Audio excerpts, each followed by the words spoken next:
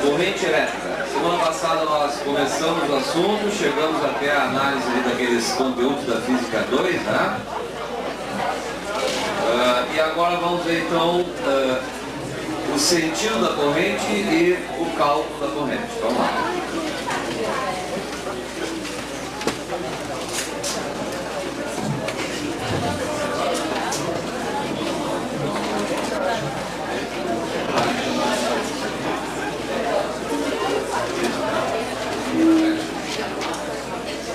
Então, página 227, vamos ver então corrente elétrica a continuação.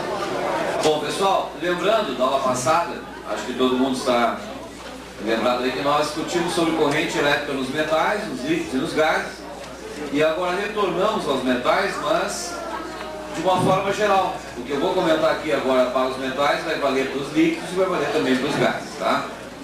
Olha aqui, por exemplo, nós sabemos que nos metais, quais as partículas que se movimentam? São os elétrons, né?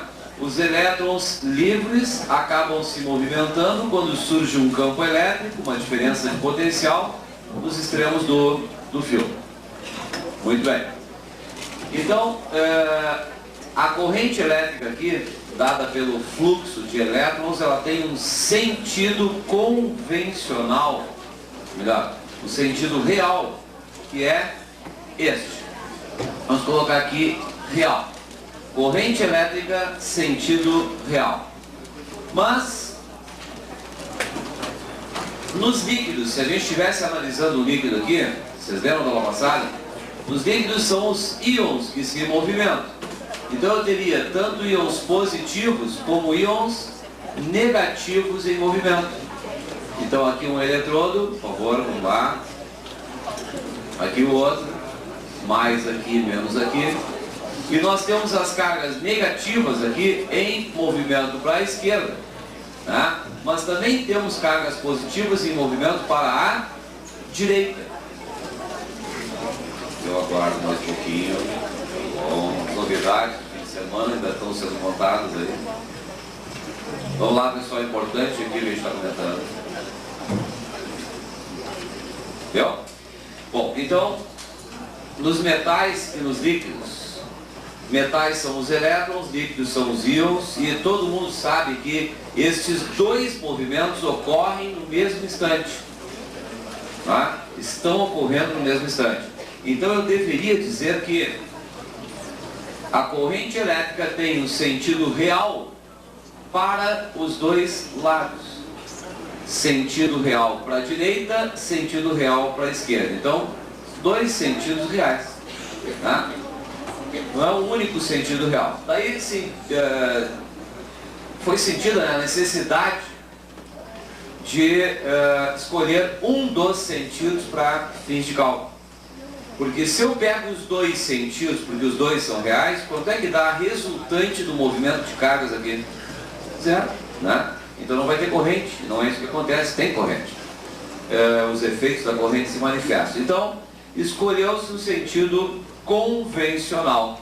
E agora, quer a gente goste, quer não goste, o sentido convencional é contrário ao do movimento das cargas negativas. Então aqui, no líquido, que tem os dois movimentos, qual é o movimento da negativa? Para a esquerda.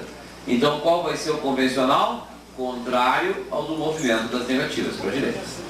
Até coincide com um dos sentidos reais, mas tudo bem.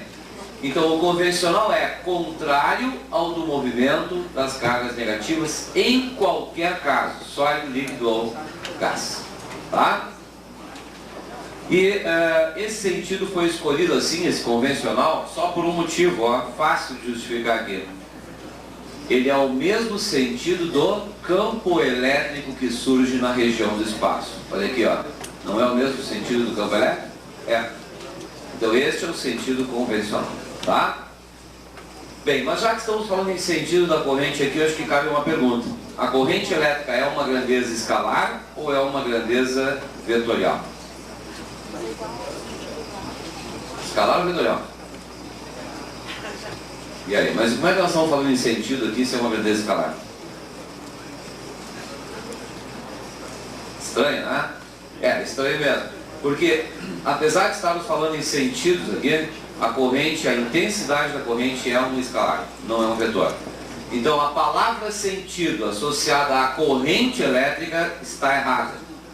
Mas nós vamos continuar usando, né? Porque, como eu digo sempre, acabou sendo uma palavra que foi incorporada ao vocabulário. Quer dizer, usar sentido associado à corrente, que é uma grandeza escalar. O que nós temos que saber aqui é que o sentido da corrente, na verdade, estamos nos referindo ao sentido do movimento das cargas, a velocidade de uma carga. E a velocidade tem um sentido, né, para a esquerda ou para a direita. Então, o sentido da corrente elétrica é apenas para que a gente possa fazer uma interpretação, que a corrente não é uma grandeza vetorial, tá? Até dá para ver isso pelo próprio cálculo. Olha aqui, vou aproveitar o mesmo desenho aqui, não preciso fazer um novo desenho para justificar como é que se calcula. Vamos fazer um corte imaginário aqui, ó. Uma secção transversal nesse fio. Podia ser tomada uma secção no líquido também, mesma coisa. E a intensidade da corrente, o valor numérico da corrente, poderia ser determinada assim, ó. Razão entre a quantidade de carga que passa pela secção do fio, ΔQ, num certo intervalo de tempo. Então, ΔQ, ΔT. Quantidade de carga que passa pela secção do fio num certo intervalo de tempo. Aí alguém vai me dizer assim, pô, mas e se a secção for maior, então vai ter mais carga passando e tal, no mesmo tempo? Tudo bem, se tiver mais carga passando no mesmo intervalo de tempo, é porque a corrente é maior, né? Então, carga sobre tempo. Dá para escrever aqui, ó, sem esse delta aí, né? Porque o delta, vocês sabem, é a variação, carga final menos carga inicial. Se eu estou fazendo uma medida de quantidade de carga que passa pela secção, eu considero inicial zero. ΔT, tempo final menos inicial. Posso ou não posso considerar o tempo inicial zero? Posso. Então, quem quiser pode escrever assim, ó, Q sobre T, simplesmente, ao invés de ΔQ sobre ΔT. Tá? Então, aí está a expressão que me dá a intensidade da corrente elétrica. Muito fácil. Primeira equação da eletrodinâmica que a gente está analisando aí, e já deu para ver que é muito fácil, né? Unidade. Só cuidem com a unidade. Quantidade de carga dada em Coulomb. Qual é a unidade do tempo no sistema internacional, pessoal? Unidade do tempo no sistema internacional, qual? Hein? Segundo. Olha, aqui está uma coisa muito importante, hein? Eles vão provocar o erro de vocês, tá? Indicando aqui o tempo em horas ou em minutos, ou seja lá na unidade que for. Não pode, tem que ser segundo. Somente Coulomb por segundo vai resultar a unidade de corrente, que é o ampere. Tá? Ampere. Então, 1 ampere representa 1 Coulomb passando pela secção do fio em 1 segundo. Tranquilo? Acho que não tem mistério, né? Cálculo da corrente. Bom, esta equaçãozinha aqui, ó, ela só poderá ser utilizada na condição da intensidade da corrente ser constante. Claro que aqui nós podemos ter, por exemplo, desta equação, o uso de uma variação dela que é para calcular a quantidade de carga, que é igual a I vezes T, concorda? Basta isolar ali o Q, né? E uma outra que nós podemos tirar daqui, que é o cálculo do tempo. T igual a Q sobre I. Mas olhem só, de novo, esta equação, que é a mesma que aquela, e esta aqui também, que é uma variação da anterior, só podem ser utilizadas essas três aí, vou colocar aqui destacado, né? Quando a intensidade da corrente for constante. Se ela não for constante, essas equações aí desaparecem. Tá? Não posso utilizar. Vou dar um exemplo bem claro. Vou calcular uma quantidade de carga. Se um condutor é percorrido por uma corrente de 2 amperes e fica percorrido pela corrente de 2 amperes no intervalo de tempo de 1 minuto, eu posso calcular a quantidade de carga pela equação. 2 amperes vezes 60 segundos, 120 coulombs. Beleza. Agora, se eu disser para vocês que a intensidade da corrente no fio variou de 2 amperes até 10 amperes no intervalo de tempo de 1 minuto, como é que eu calculo usando essa equação? De 2 a 10 amperes variou a corrente. Eu posso colocar aqui 2? Não. Posso colocar aqui 10? Não. Quem sabe eu coloco a média. Não se sabe o tipo de variação que ocorreu de 2 a 10 em um minuto. Se foi crescente, se foi mais acentuada, menos acentuada, se foi linear. Então, a única maneira da gente fazer o cálculo da quantidade de carga, quando a corrente não é constante, é graficamente. E é isso que a gente vai ver agora, antes de passar para os exercícios, tá? Então, olha agora, bem embaixo, bem na parte de baixo desta página aí, como é que a gente faz a interpretação gráfica da corrente elétrica em função do tempo, I versus tempo. Imagine um condutor qualquer que vai ser percorrido por uma corrente, variável ou constante, não importa, mas graficamente representada. Muito bem. I versus T. Deixa eu fazer um pouquinho mais longo aqui. E outra, no livro de vocês, deixa eu ver como é que está. Ah não, já foi alterado. Eu pedi para fazer essa alteração, já veio assim. Tá. Olha aqui, ó. Tempo. Imagine que a corrente elétrica num condutor aconteça da seguinte forma. Parte de um valor qualquer, aqui não importa o valor, tempo zero, corrente 2 amperes, não importa o valor. Aí a corrente aumenta num certo intervalo de tempo, então de 0 até T1, a corrente aumentou. Depois, de T1 até T2, a corrente pode ter mantido constante, né? T1 a T2. E depois de T2 a T3, ela pode ter variado de novo, só que caindo o valor. Diminuiu até 0, T3. Então nós temos 3 intervalos de tempo. 0 a T1, T1 a T2, T2 a T3. E a corrente variou de I1 até I2 no primeiro intervalo, ficou constante no segundo intervalo e caiu de I2 até 0 no terceiro intervalo. Bom, eu poderia perguntar aqui, eles poderiam perguntar numa prova, né? Qual a quantidade de carga que passa pela secção do condutor em cada intervalo ou a carga total que passa nos 3 intervalos. E nós não poderíamos utilizar essa equação, pelo menos em 2 desses intervalos não poderíamos. Mas a sugestão que eu dou é a seguinte: mesmo que eu possa usar a equação, por exemplo, neste intervalo, porque a corrente é constante, eu não devo fazer isso, para não confundir. Então, se aparecer um gráfico, a melhor maneira de fazer o cálculo da quantidade de carga, qual é? Ó, tempo 0, tempo T1, eixo dos tempos e o próprio gráfico. Nós não temos aqui uma figura geométrica cuja área representará a quantidade de carga que passa no intervalo de 0 até T1. Pronto. Então, se eu calcular a área da figura entre aqueles limites ali, um instante de tempo, outro instante de tempo, o eixo dos tempos e o gráfico, eu vou ter a quantidade de carga que passa na secção. Tá? Mesma coisa no outro intervalo. Deixa eu pegar um giz de outra cor aqui. Ó. Neste intervalinho aqui, ó, de T1 até T2, mesma coisa. Esta área vai dar a quantidade de carga. Então, a área igual a quantidade de carga, só que agora de T1 até T2. Tá? E finalmente, daqui, aqui e este aqui o gráfico, vai me dar uma figura que também vai ter a área igual à quantidade de carga de T2 até T3. Tá? Então, áreas representando quantidade de carga. Pode aparecer uma pergunta teórica, pessoal. Que pergunta teórica? Qual o significado físico da área num gráfico como esse aí? Qual é o significado físico da área? A área representa a quantidade de carga que passa no intervalo de tempo. Tá? Eu não sei se vocês viram isso na análise de gráficos. O Milton já deu uma aula sobre gráficos para vocês, não? Exclusivamente gráficos, não? Tá vendo? Eu não sei se ele chegou a comentar sobre isso aqui, ó.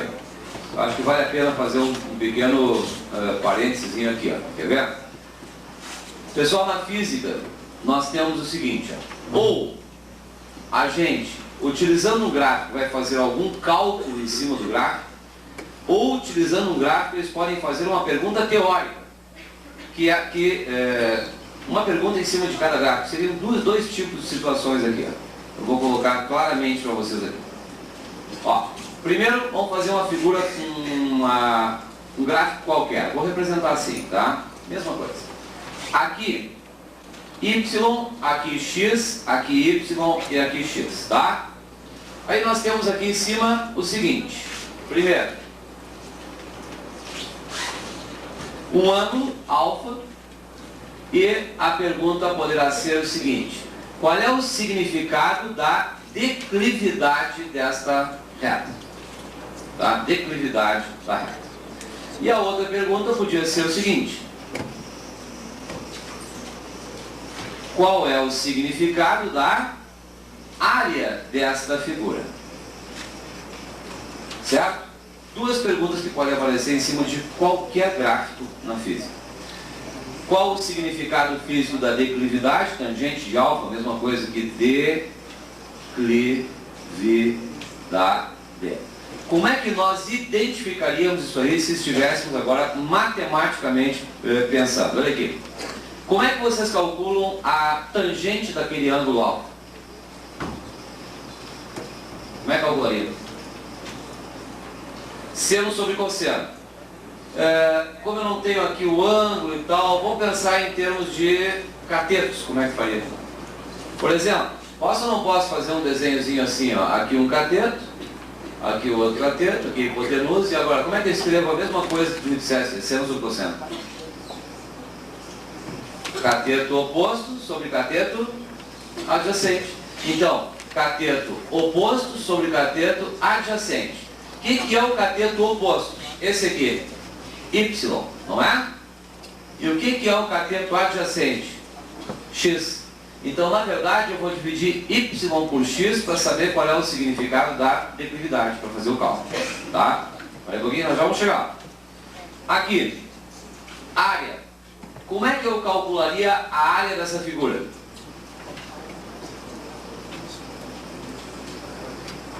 Hein? Base vezes altura sobre 2. Então, a área eu calcularia por base vezes altura sobre 2. Muito bem. Bom, na verdade, a base aqui, quanto é que é? É o X. A altura, o que é para nós? É o Y, X vezes Y. Sobre 2, que faz parte da equação para calcular a área do triângulo. É uma constante. Então, X vezes Y sobre 2. Agora aqui, se eu estivesse transferindo isso aqui para a física e colocasse, por exemplo, nesse eixo aqui, velocidade, e neste eixo aqui, tempo, o que eu estaria calculando aqui? Olhe para cá. Y, velocidade. T, o X. O que é velocidade sobre tempo, fisicamente falando? Aceleração. Então, aceleração. Agora, olha, numa hipótese de eles fazerem uma pergunta, qual é o significado físico da declividade, neste gráfico, V versus T, vocês têm que imediatamente pensar no quê? V dividido por T, e representa o que na física? A aceleração. Então a declividade representa a aceleração. Não é assim que se calcula V sobre T, entende? Porque se esta reta não parte da origem, parte daqui, por exemplo, já não é V sobre T. Vai ser delta V sobre delta T, não é verdade? Mas eu não estou fazendo cálculo. Eu estou apenas descobrindo qual é o significado físico de uma tal declividade. Então eu vou dividir o quê? O Y pelo X para descobrir isso. Aí eu sei qual é o significado da declividade. Por exemplo, se aqui fosse distância e aqui tempo, independente de valores, qual é o significado físico da declividade D e T? Hein? Respondam. Distância sobre tempo dá o quê? Hein? Velocidade. Então a declividade estaria representando a velocidade do corpo. Se fosse, né? Uma outra parte, não sei se chegaram lá, acho que ainda não chegaram. Força e tempo. Tem algum significado? Acho que vocês não chegaram lá ainda. Força sobre tempo. Teria algum significado? Força dada em Newton. Tempo dado em segundo. Newton por segundo. Newton por segundo, joule. Newton vezes metro, joule. Newton por segundo não tem significado. Então, qual é o significado da estabilidade? Não tem. Mas eu também acho que eles não perguntariam isso, Pedro. Colocar um par de eixos que não tenha significado físico. Acho muito pouco provável. Agora, se eles usassem este aqui, vamos colocar dois eixos. Mesma coisa. V e T. Velocidade e tempo. Velocidade e tempo, vamos colocar diferente. Bom, pode ser. Velocidade e tempo. V e T. Se eu tivesse que determinar o significado físico dessa área, o que eu faria? Bom, eu vou acabar tendo que multiplicar o eixo dos y pelo eixo dos x. Claro que tem o 2 aqui como constante, né? Então o cálculo se faz assim. Agora, como é que eu descubro o significado físico da área? Eu não preciso fazer a conta da área, entendem?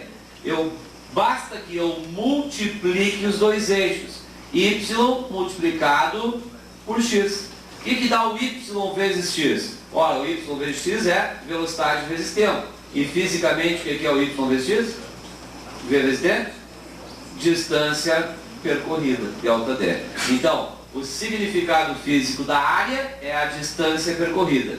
Não é assim que eu calculo, estão entendendo? Eu não vou pegar e multiplicar o V daqui pelo T daqui e achar, isso seria um retângulo. Tá? Eu vou calcular pela área como se deve fazer, base vezes altura sobre 2. Mas só para descobrir o significado físico eu posso fazer um cálculo preliminar, que é multiplicar os dois eixos. Tá? Então olha onde eu quero chegar. Dividir os dois eixos dá o significado físico da declividade. Multiplicar os dois eixos dá o significado físico da área. Não é assim que se calcula a declividade, não é assim que se calcula a área, né, de qualquer figura. Mas é assim que se descobre o significado físico. Então aqui, ó, se eu tivesse perguntado antes de dar toda a explicação, qual é o significado físico da área desta figura, o que vocês fariam? Pô, não sei ainda, não vimos o assunto. Parei um pouquinho. Para descobrir o significado físico da área, eu vou multiplicar o I pelo T, é um produto. O que é o I vezes T? Carga, vou descobrir. A área representa a quantidade de carga. Agora, eu calculo assim? Não, não quis dizer isso. Eu só quis dizer que se nós multiplicarmos os eixos, estaremos descobrindo o significado físico da área daquela figura. Agora, preciso do valor, então vai calcular. É outra história. Tá? Bom, então esse parênteses foi feito porque em toda a física a gente usa isso. Toda física. Tá? E agora só os cuidados finais que a gente deve ter. Olha aqui. Vocês seriam capazes de me calcular essa áreazinha aqui simples, ó? Corrente elétrica e tempo. Bem simples, ó. Aqui é 2, a corrente aumentou até 4, 2 amperes a 4 amperes em 6 segundos. Quanto é que dá a quantidade de carga que passou pela secção do fio nesse intervalo? Vamos ver. Quantidade de carga que passou pela secção nesse intervalo. Quanto?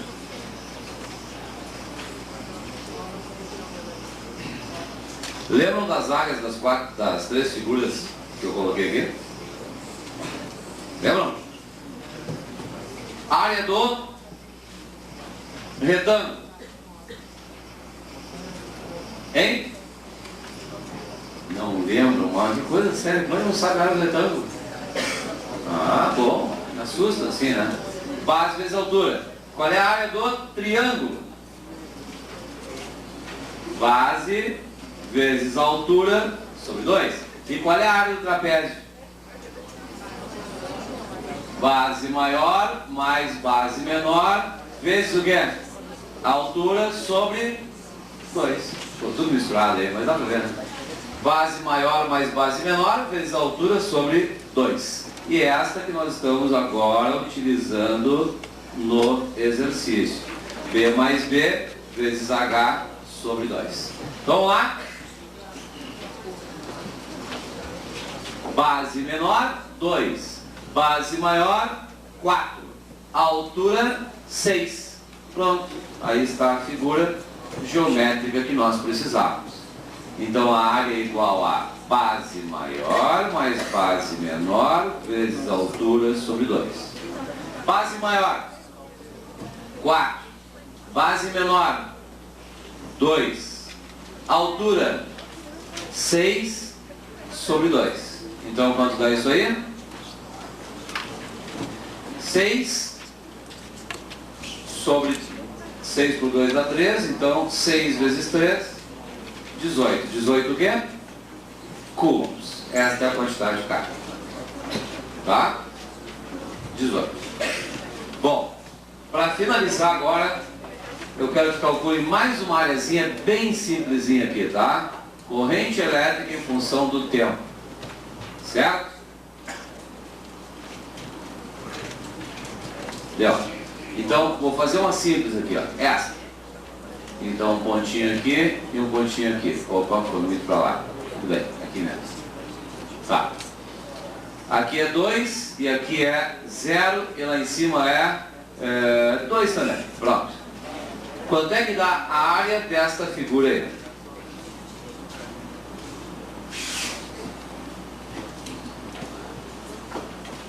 Ou melhor, não quero a área, eu quero a quantidade de carga que está passando pela secção do fio.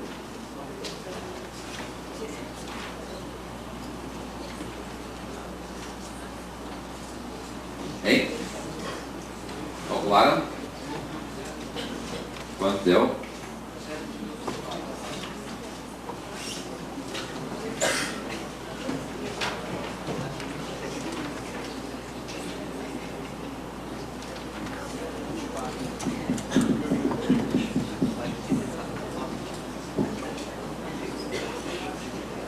Alguém notou alguma coisa estranha nesse gráfico? Notaram, né? Não é um trapézio, é um triângulo. Nada a ver. Claro que é um triângulo, todo mundo está vendo. Qual é a diferença? O que tem de estranho nesse gráfico? Aquilo que a gente deve controlar assim de um jeito que você não imagina, que aí é que a gente acaba cometendo erro. O excesso de confiança, né? Na hora de interpretar um gráfico acaba gerando erro. Olha a unidade da corrente e olha a unidade do tempo. Lá está em miliampere e aqui está em minuto. Eles não vão fazer isso com vocês, né? Agora, um dos dois pode aparecer. Corrente em ampere, tempo em minutos. Ou tempo em segundos e corrente em miliampere. Então tem que saber o que fazer quando acontece isso. Eu já botei as duas coisas ao mesmo tempo. O que tem que fazer? Sugestão. Antes de fazer o cálculo da área, para não dar confusão, já convertam as unidades. O tempo tem que ser em minuto ou segundo? Segundo. Então quanto é que é 2 minutos em segundos? Quanto? 120. Então aqui morreu. É 120 segundos para fazer o cálculo. Tá? E a corrente, que é 2 miliamperes. Eu posso usar o 2 simplesmente?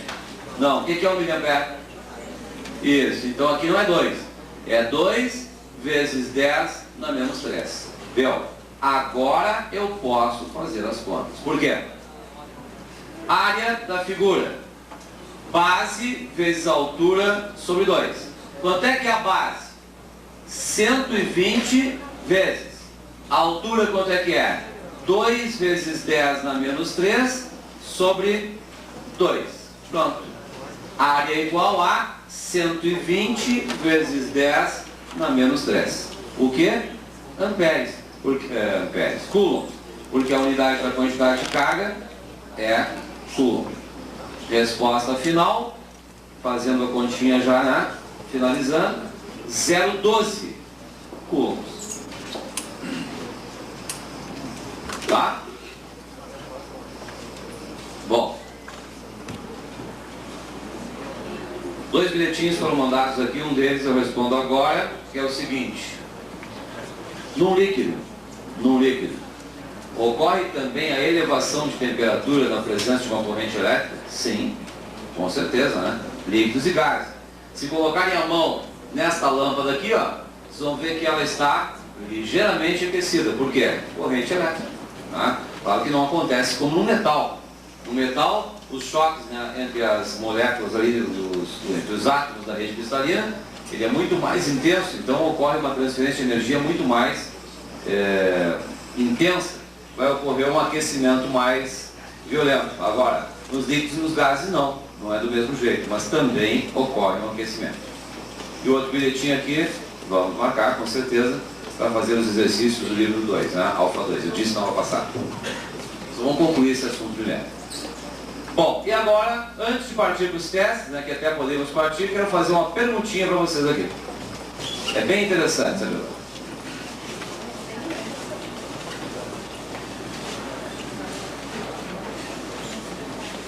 Na aula passada, a gente analisou um dos efeitos da corrente elétrica, que foi o efeito luminoso. A produção de radiação, né, na hora que uma lâmpada desse tipo aqui está em funcionamento. Agora eu quero fazer uma outra pergunta. E F. O que é isso? Vocês sabem que o grande perigo, na hora que a pessoa leva um choque, é a corrente elétrica. Né? Alguns na aula passada me comentaram, perguntei, né, se tinha algum problema na aula passada, em algumas aulas anteriores, a descarga elétrica, quando eu falei do raio, relâmpago, e disseram que o problema de uma descarga era a corrente. Não é a corrente, porque a descarga elétrica não tem corrente. Num raio, entre a Terra e a nuvem, por exemplo, a corrente elétrica dá para ser considerada zero. Porque o que é a corrente elétrica? Fluxo de cargas num circuito fechado. Então tem que ter um retorno, tem que ter um circuito fechado.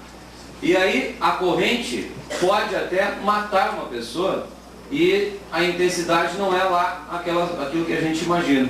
Você tem ideia de qual é a corrente que pode ser fatal para uma pessoa? Quanto de corrente pode matar uma pessoa? Quantos amperes? Hein? Alguém sabe? Alguém já matou alguém com a corrente elétrica aí?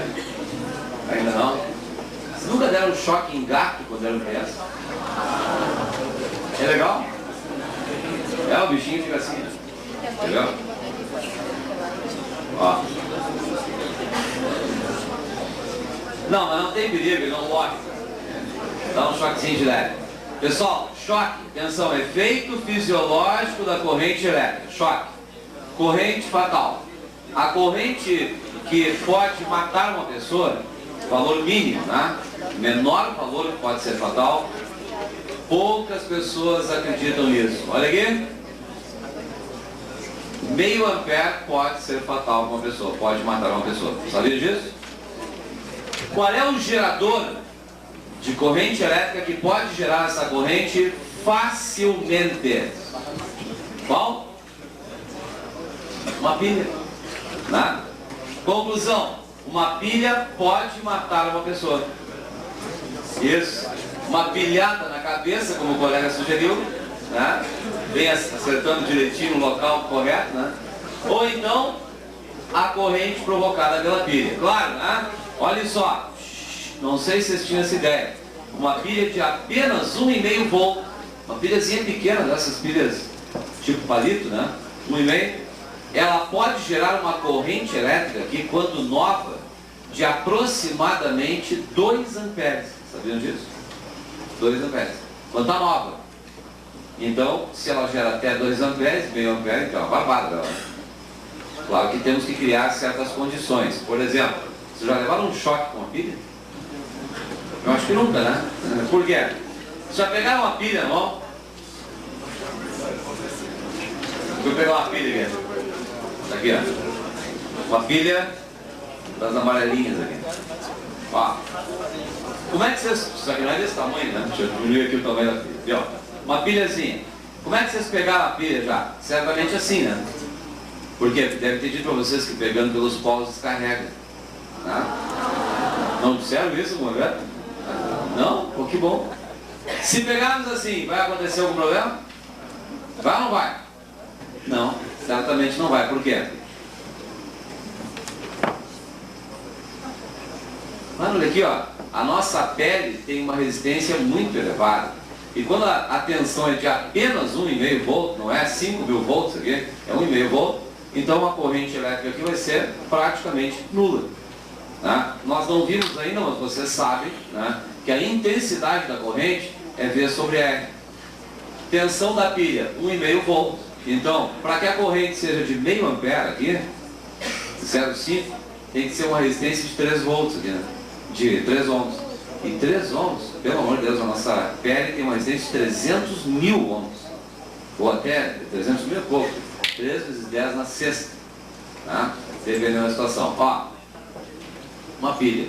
Eu não vou pegar assim que vai descarregar, né?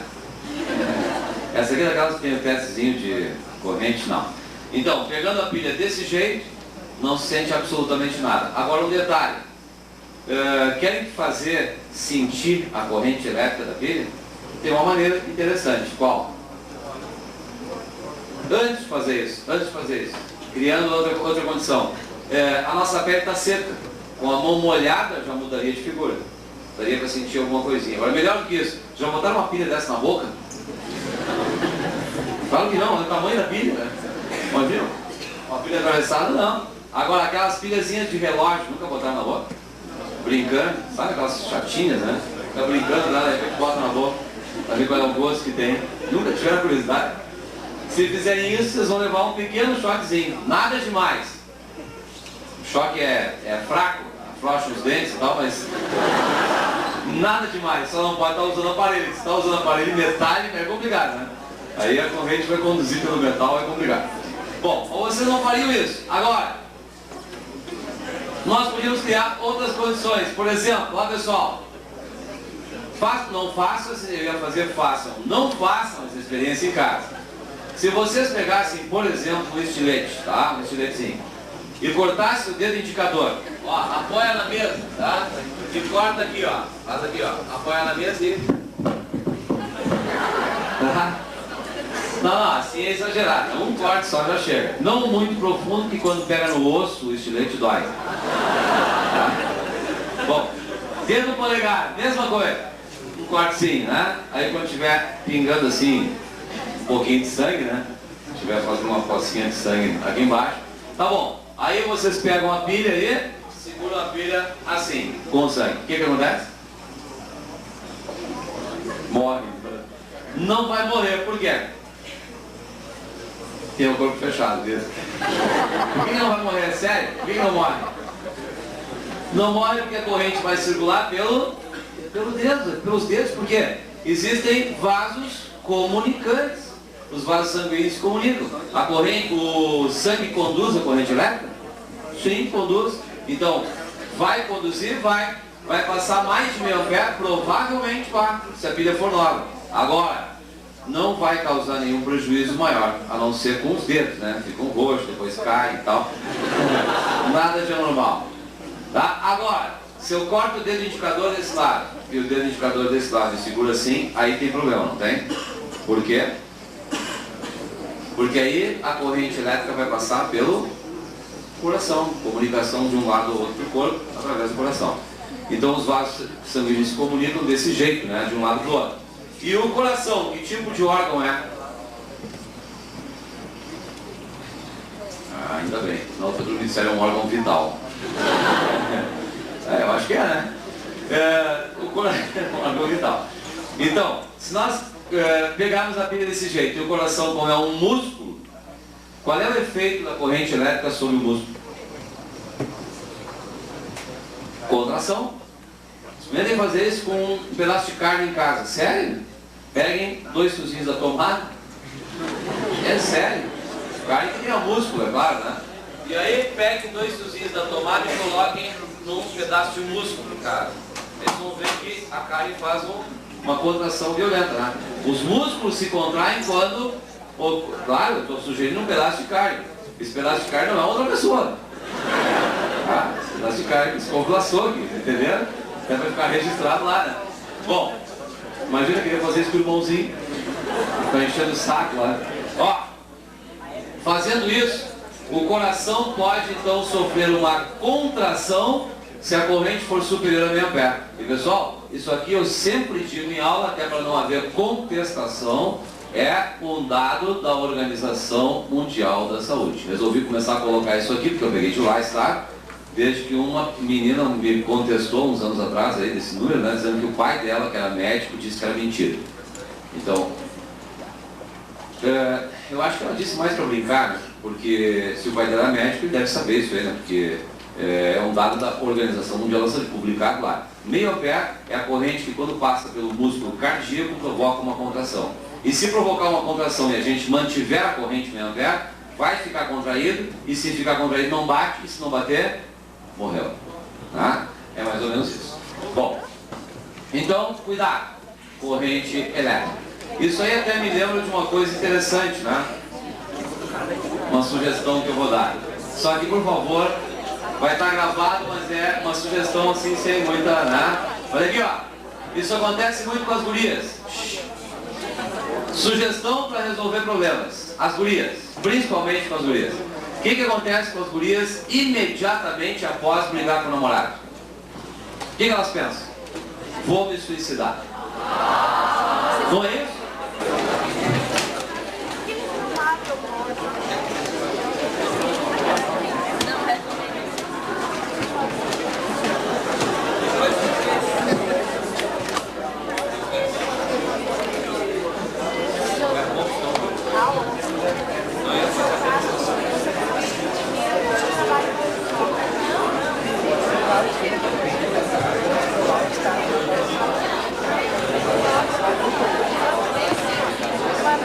Vou dar um tempinho bem rapidinho para que vocês possam fazer e a gente já corrige. Como é que se calcula a quantidade de carga? Primeiro, corrente constante. Se a corrente é constante, eu posso utilizar a equação, tá? Sem problema. Então, Q igual a I vezes T e 4 amperes, tempo... Posso colocar 1 minuto aqui? Sim ou não? Não. Aqui tem que ser 60 segundos. Então a intensidade da corrente vai ser 60 vezes 4, 240 coulombs. Tá? Então, aplicação direta da equação. Este aqui também, semelhante ao teste anterior, pede agora a intensidade da corrente. Todos nós sabemos que é carga sobre tempo. Quantidade de carga, 120 coulombs. E de novo, ó, não podemos usar o tempo em minutos, tem que ser em segundos. 1 minuto, quantos segundos tem? 60 segundos. Quanto é que dá isso? 2 amperes. Pronto. 242 amperes. Tá? Até aí tranquilo, né? Agora o número 13. Esse aí tem que tomar um certo cuidado. Na hora de fazer esse exercício aqui, onde ele pede a diferença entre a carga que passa pelo X e a carga que passa pelo Y, diferença, nós corremos um risco sério de usar a equação. Quem usou a equação encontrou 2 coulombs de resposta. E é 2 a resposta? Não, a resposta é 1. Então, quem usou a equação errou. Por quê? Porque ao usar a equação, esqueceu que só pode se usar a equação quando a corrente for constante. E a corrente é constante aqui? Não. A corrente é variável. Então, sugestão. Apareceu o gráfico, não usem a equação. Mesmo que possam usar. Não usem. Para não correr risco de erro. Então, como é que faz esse aqui? Ó, esse é o seguinte. Esse é o condutor X e este é o condutor Y. E nós queremos a diferença entre as quantidades de carga que passam pela secção em 4 segundos. Então vamos calcular aqui duas áreas. X, área abaixo do X, Y, a área abaixo do Y. Pronto, duas áreazinhas e está resolvido o problema. Área abaixo do condutor X. Vamos fazer primeiro esse aí. Então fica assim, ó. 4 segundos, tempo, eixo dos tempos e o próprio gráfico. Não aparece esta figura geométrica aqui? Esqueçam o Y. É isso, né? Que figura é essa? Triângulo. base vezes altura sobre 2. Quanto é que é a base desse triângulo aí? 4. A altura dele? 2 sobre 2, resultado 4 cúbicos. Área abaixo do y. Como é que a gente faz o cálculo?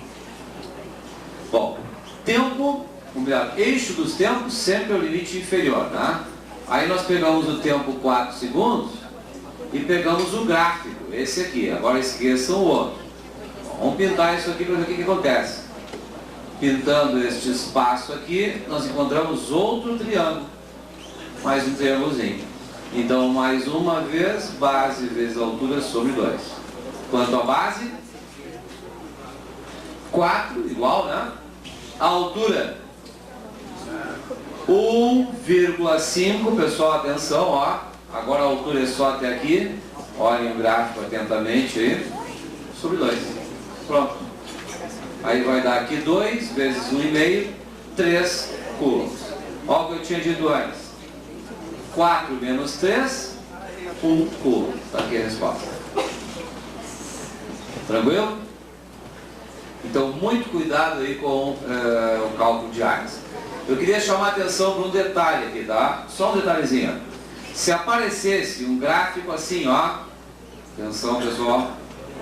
Corrente e tempo.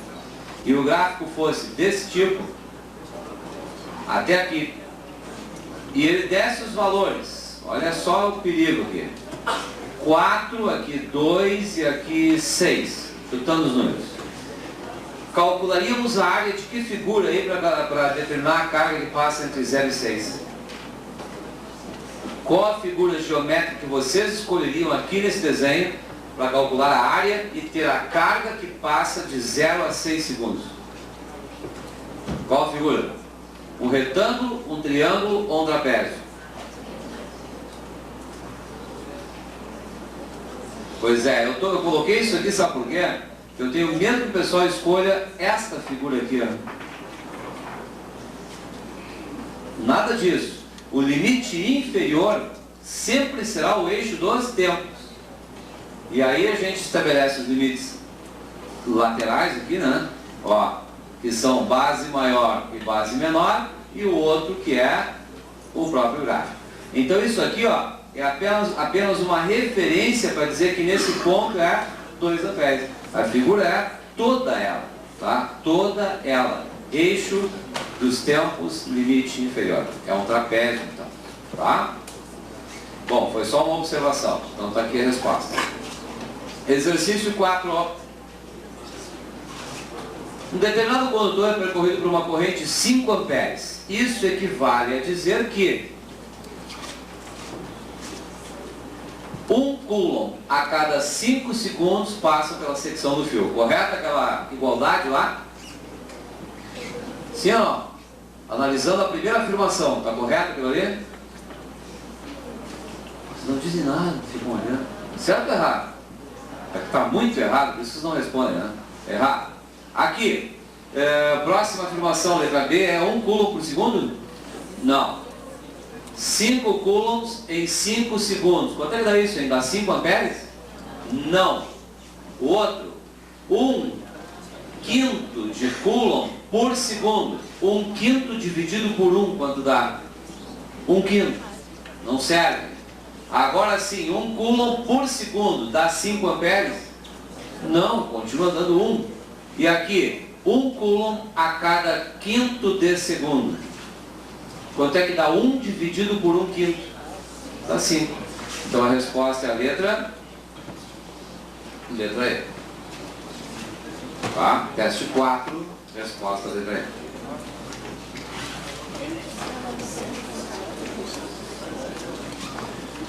Teste número 5.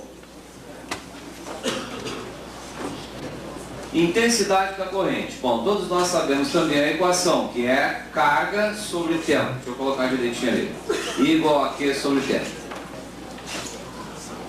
Quantidade de carga que passa pela secção do fio no respectivo intervalo de tempo. Bom, mas olhando esse teste, ele diz que o número de partículas que passa pela secção do fio é 4,8 vezes 10 a 18 elétrons. Tá? por segundo. Então está ali o tempo de 1 segundo. E que a carga de cada elétron, cada partícula elementar tem uma carga de 1,6 vezes 10 na menos 19 coulombs. Então, eu tenho a quantidade de carga prontinha aqui para colocar na equação e fazer a conta? Não está pronto. Tem, mas não está pronto. Como é que eu calculo esse Q aqui? Hein? Como é que nós calculamos este Qzinho aqui? N vezes E. Pessoal, se eu tenho o número de partículas e tenho a carga de cada partícula, basta multiplicar N vezes E, que eu vou ter a carga total. Então aqui é só fazer essa conta e nós encontramos o resultado. Acharam o valor correto aí? 4,8 vezes 10 na 18, vezes 1,6 vezes 10 na menos 19, e sobre 1. Tá? Aqui é Coulomb, Coulomb por segundo vai dar ampere. Quem precisa sair, pode sair.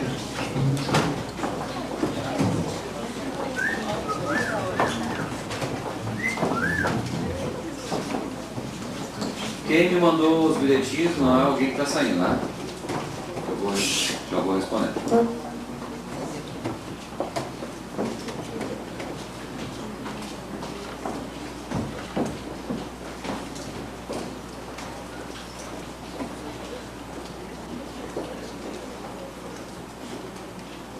Tá? Bom, então, fazendo a continha aqui, 4,8 vezes 1,6 vai dar 7,68. Tá? 10 na 18 com 10 na menos 19, 10 na menos 1. Como aqui é 1, deu. Amperes. 7,68 vezes 10 na menos 1 é a mesma coisa aqui. 0,768. E que é a mesma coisa que 0,77 amperes. Essa é a resposta. Tá? 0,77. Tranquilo? E o último teste dessa série aí é um teste da URGS, né? E mostra claramente qual é a intenção do pessoal da URGS quando faz uma prova. Eles colocaram como informação inicial aqui que um determinado metal, em 1 centímetro cúbico de um metal, a gente encontra uma quantidade de carga de menos 1,1 vezes 10 na quarta coulombs, relativo aos elétrons livres que tem naquele espaço de 1 centímetro cúbico. Tá? Aí me perguntem, para que essa informação? Não tem sentido, né?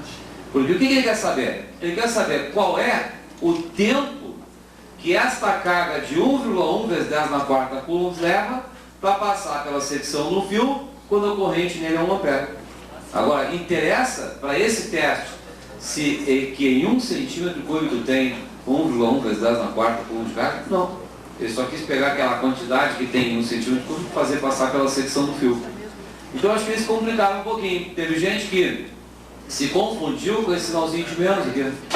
E agora, menos aqui, menos lá, e aí? Se tivesse uma resposta aí 0, né, muita gente talvez fosse responder, porque carga positiva, carga negativa, se não dá a quantidade de carga total, e o que eu faço? Não tem tempo negativo, posso usar carga negativa? Complicou muito esse teste. Mas complicou o quê? O enunciado, porque o teste em si é a coisa mais simples do mundo, né? Olha aqui, ó. Tempo não é a carga sobre corrente, é. Qual é a carga? 1,1 vezes 10 na quarta, que eu já vou colocar assim, coulombs, divididos por 1 ampere. Olha a conta para encontrar o resultado. Entendeu? 11.000. E aí um outro pequeno probleminha aí que pode ter ocorrido com alguns de vocês. Não sei se ocorreu. Não é muito provável, mas pode ter ocorrido. Marcar a letra A. Alguém marcou a letra A? Pô, achei 11.000, tá ali, 11.000, já vou marcar direto. Mas qual é a unidade da letra A aí? Horas. 11.000 horas. Coulomb por ampere resulta a hora? Mesmo que resultasse, ia ser um resultado estranho, né? Ó, 11 mil horas, aí já dá para suspeitar que não é esse o cálculo. É 11 mil segundos. Então não tem essa alternativa deste jeito. Temos que converter para minutos ou então para horas. Como é que a gente faz a conta para passar desse aqui para minuto? Divide por 60. E para passar desse aqui direto para a hora, como é que faz? Divide por 3.600. Ou divide por 60 e divide por 60 de novo. Tanto faz, né? Quanto encontraram aqui? Se eu não me engano, dá 180 minutos, né? Aproximadamente. Isso aí vai dar também aproximadamente quanto? 3 horas. Então, resposta, 3 horas. 3 horas. Dividido por 3.600, encontramos aí 3 horas no resultado. Tá? Então, acho que deu para perceber que os testes não são complicados, né? Os testes são relativamente simples. Estou guardando o material. Falta meia hora ainda. Tá. Só um comentáriozinho rápido aqui. Primeiro, pessoal, atenção aí.